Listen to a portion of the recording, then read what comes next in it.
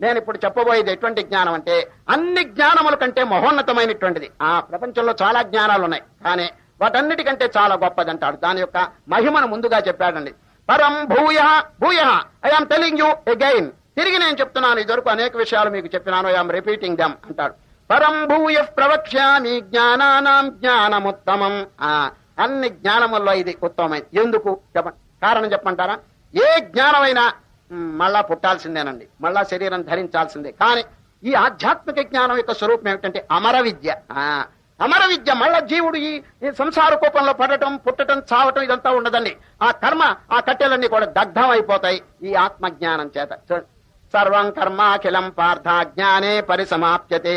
ఈ జ్ఞానంలో ఎంత మహిమ ఉన్నదంటే కర్మనంతా ధ్వంసం చేసి వదిలిపెట్టేస్తుందండి. అది అందుచేత ఈ జ్ఞానం ఎవరు పొందినారో వారికండి ఇక పునర్జన్మ రాహిత్యం, కైవల్యం, మోక్షం, సుప్రీం బ్లిస్. ఆ బ్లిస్ అంటే ఆనందం వారి యొక్క సొత్తు అయిపోతుందండి. అందుచేత అన్ని విద్యల కంటే దీనికి ప్రామినెన్స్ ఇచ్చాడు శ్రీకృష్ణ పరమాత్మ. ఇవ్వలేదండి? అధ్యాత్మ విద్య విద్యానాం అంటారు. అన్ని విద్యల కంటే అధ్యాత్మ విద్య, స్పిరిచువల్ నాలెడ్జ్ ఈజ్ బెస్ట్ అంటాడు ఎవడు? శ్రీకృష్ణ పరమాత్మ. కనుక ఇప్పుడు దాన్ని నేను తిరిగి నీకు చెప్పబోతున్నాను. అన్ని జ్ఞానముల కంటే చాలా గొప్ప జ్ఞానం అని చెప్పి ఇంకొక విషయం చెప్తున్నారు నాయన.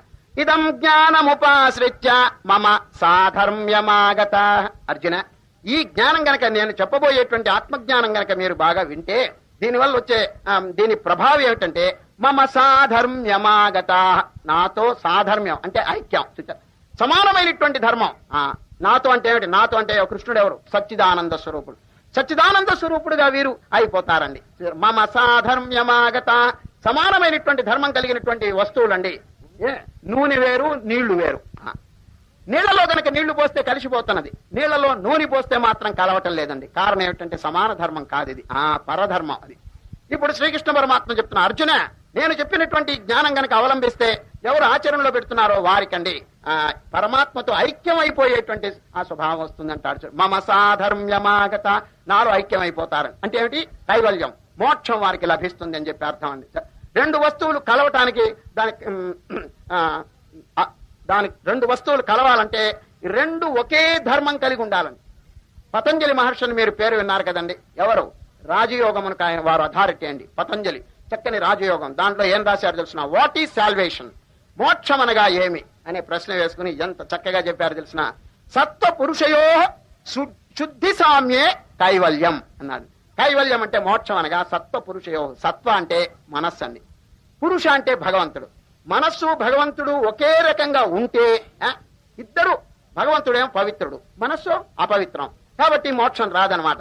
ఎప్పుడు భగవంతుడు పవిత్రుడుగా ఉండి మనస్సు అపవిత్రంగా ఉంటే మోక్షం అనేది లభించట్లేదో ఆ విషయం గమనించి భగవంతుడు ఎంత పవిత్రుడో ఈ మనస్సు కూడా అంత పవిత్రత పొందితే అప్పుడేమవుతుంది? సాధర్మ్యం, దే మిక్స్ టుగెదర్. అది లేకపోతే కలవండి. జీవ బ్రహ్మైక్యం అంటారు. జీవ బ్రహ్మైక్యం అనేది ఎప్పుడు సిద్ధిస్తుంది తెలిసిన? చూడండి, ఇప్పుడు చిన్ముద్ర అని ధరిస్తారండి. ధ్యానం చేసేటప్పుడు చిన్ముద్ర అంటే బొటన వేలు చూపుడు వేలు కలుపుతారండి. బొటన వేలు చూపుడు వేలు కలిపి ఈ మూడు వేళ్లు ఇట్లా చాచుకుంటారు. ఈ విధంగా గనక పెట్టుకుంటే దీని పేరు చిన్ముద్ర అంటారండి. దాని అంతరార్థం ఏమిటి తెలిసిన? ఈ చూపుడు వేలండి జీవుడు, బొటన వేలండి బ్రహ్మ, పరబ్రహ్మం. ఈ జీవ బ్రహ్మైక్యం ఎప్పుడు సిద్ధిస్తుందంటే ఈ మూడు గుణాలు బయటికి పోవాలండి. ఈ మూడు గుణాలు బయట చాచుకుంటాడు. దాని అర్థం ఏమిటి? త్రిగుణములు. ఈ రోజు చెప్పబోతారు త్రిగుణములు. ఈ త్రిగుణములను దూరంగా పారవేస్తే ఈ జీవుడు శివుడితో కలుస్తాడు. దీని పేరే శివజీవైక్యం, జీవ బ్రహ్మైక్యం. ఈ చిన్ముద్ర యొక్క అంతరార్థం అదండి. చిన్ముద్ర అంటే ప్రతి జీవుడు కూడా పరమాత్మతో కలవాలి. ఎప్పుడు కలుస్తాడు? అందరూ కలవరు. ఈ మూడు గుణములను దాటిపోవాలి. తమోగుణం, రజోగుణం, సత్వగుణం. ఈ మూడింటిని గురించి ఈ రోజు శ్రీకృష్ణ పరమాత్మ చెప్తున్నారు. చిన్ముద్ర అంటారండి. ఇప్పుడు శ్రీకృష్ణ పరమాత్మ మమ సాధర్మ్యమాగత. నాతో సమానమైనటువంటి ధర్మం ఎప్పుడు వస్తుందంటే సత్వ పురుషయో శుద్ధి సామ్యే. శుద్ధి సామ్యే. ఈ మనస్సు ఎంత పవిత్రత పొందాలంటే భగవంతుడు ఎంత పవిత్రుడో అంత పవిత్రత. పరమాత్మ ఎంత పవిత్రుడు? Utmost purity. ఈ మనస్సు అపవిత్రంగా ఉంటే ఎట్లా కలుస్తుందండి? ఇంగ్లీష్ లో ఒక సామెత, birds of the same feather flock together అంటారు. Birds of the same feather. ఆత్మ వస్తువు ఒక రకంగా ఉంది, ఈ అనాత్మ వస్తువు ఒక రకంగా ఉంది. రెండు ఎట్లా కలుస్తాయండి? రెండు ఒకే రకంగా ఉంటే రెండు కలిసిపోతాయండి. కనుక శ్రీకృష్ణ పరమాత్మ చెప్పింది ఏమిటంటే మమ సాధర్మ్యమాగత. నాతో సమానమైనటువంటి ధర్మం పొందుతారు, నాతో ఐక్యం పొందుతారు. ఎప్పుడు? ఈ జ్ఞానమును చక్కగా ఆచరిస్తే. చూడండి, ఇదం జ్ఞానముపాశ్రిత్య మమ సాధర్మ్యమాగత సర్గేపి నోపజాయంతే ప్రళయే నవ్యధంతి చ. సృష్టి కాలంలో పుట్టరు, ఈ ప్రళయ కాలంలో నాశనం కారు, ఇక వారికి జన్మరాహిత్యం కలుగుతుందని చెప్పినారు.